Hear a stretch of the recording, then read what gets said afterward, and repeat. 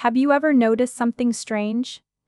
The closer you get to something you've wanted for a long time, the harder it becomes to finish. You spend weeks working on it. Then one day, everything is ready. The application, the project, the email. There's only one thing left. Press send. Instead, you make coffee.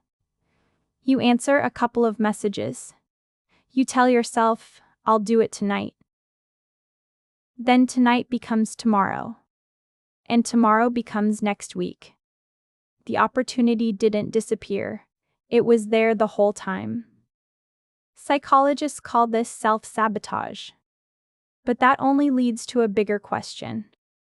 Why would anyone stand in the way of something they truly want? Let's stay with that moment.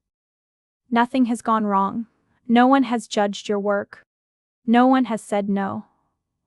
The only thing standing between you and the next chapter of your life is one click.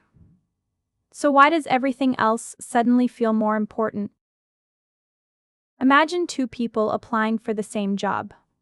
One spends weeks getting ready. The other keeps putting it off. They both get rejected.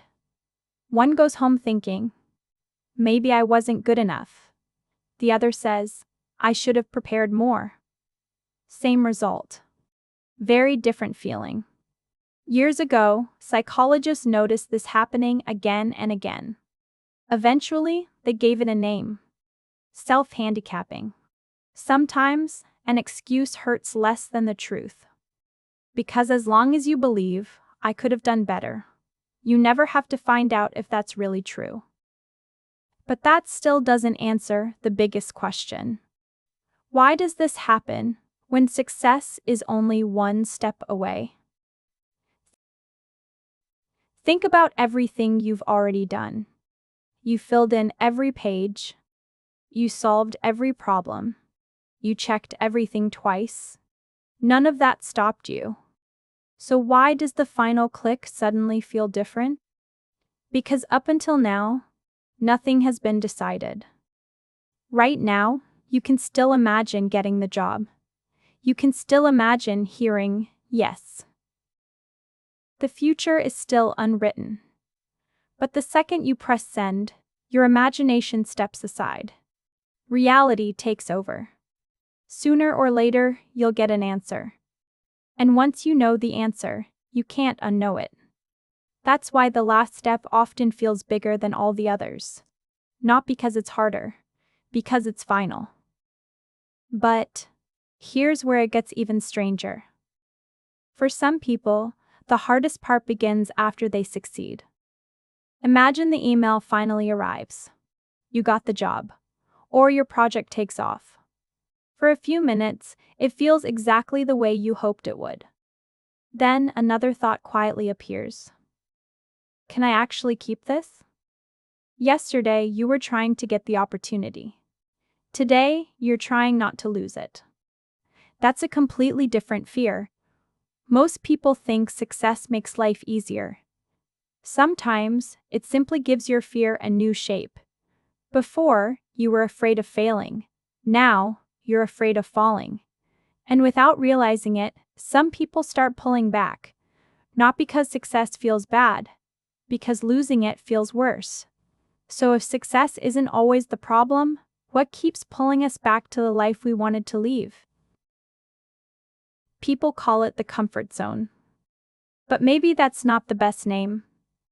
Think about your favorite chair. You don't sit there because it's exciting. You sit there because you already know how it feels. Life works the same way. The familiar asks very little from you. A new life asks much more. New people. New expectations. New responsibilities. Even if it's better, it's still unknown. And sometimes, the familiar feels safer. Simply because you've survived it before. Which brings us to one last piece of the puzzle. Because self-sabotage almost never feels like self-sabotage.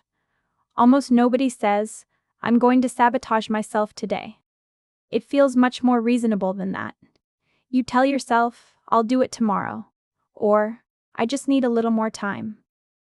Maybe one more edit, one more video, one more night to think.